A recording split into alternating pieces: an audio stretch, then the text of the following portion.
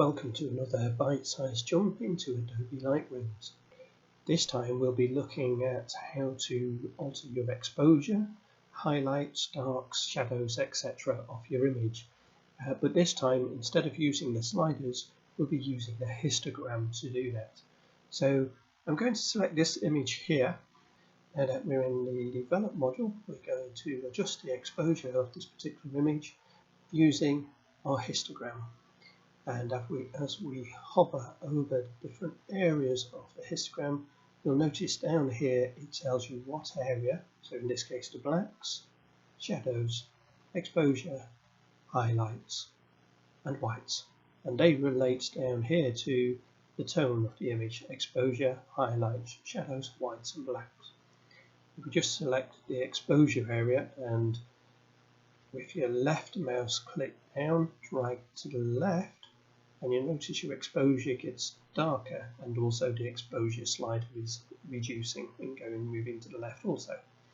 And if you move to the right, it will get lighter and the actual exposure slider follows suit. And this happens for all of the particular areas. So you can adjust all of these particular settings, the blacks, whites, shadows, highlights and exposure, just directly by adjusting your histogram, left clicking and moving to the left or right. So in this particular image, I've played around with it a little bit, so let's see if we can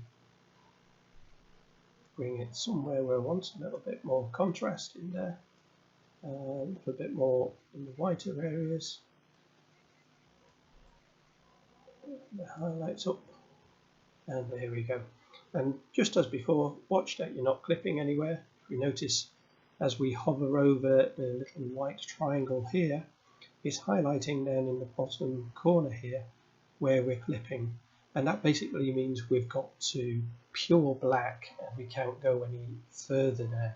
So if you were to print it, you just end up with pure black details. That's not so bad. It's when you lose your highlights and the whites. So let's just move that up a little bit and demonstrate that. So now we're clipping.